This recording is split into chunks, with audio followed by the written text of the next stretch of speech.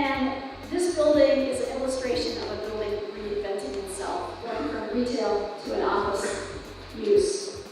It's kind of funny, I was at the top of the Crown Plaza and I was giving this speech to this group that mostly was from greater Minnesota. And I said, you know, and welcome to St. Paul on this lovely stormy night. It's absolutely gorgeous. And if you're lucky, you're going to get to see a rainbow. And they all pointed behind me and they said, it's already there. And this rainbow reaching from the west side to the east side was double rainbow. It was fantastic.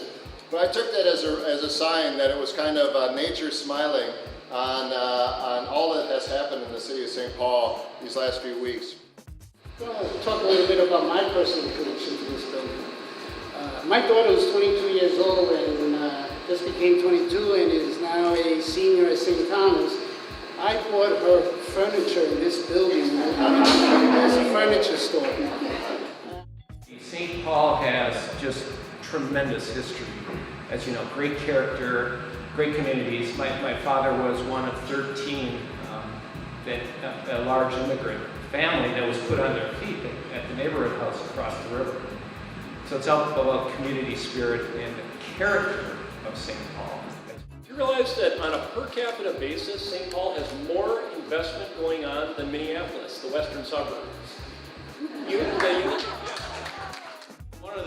One of the real advantages that St. Paul has is this idea of neighborhoods around parks, the soon-to-be Pedro Park, Rice Park that we all know, and Mears, and so on and so forth, but also this portfolio of wonderful buildings.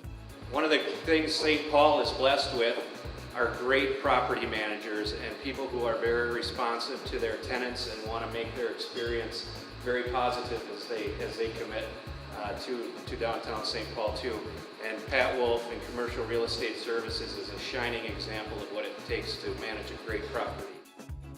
And I do live across the street and on the 20th floor on the balcony, and a couple of years ago when they started the renovation on the outside, my 15-year-old and I would sit on the balcony and look at the work being done, and he would ask me a lot of questions, and I made up most of those answers, but the bottom line was that we got to bond. Otherwise, there wasn't much to talk about except, you know, hip-hop music, and I wasn't an expert on that.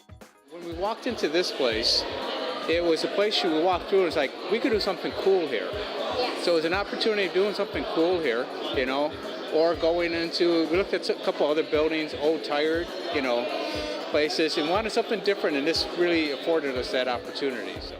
Obviously, 81 on 7th is a great venue. We're excited to be here, and really fun and exciting time. We're building so quickly, and it's been such a wild ride. But you know, one of the benefits of doing that is we get to see these great event spaces right when they open up.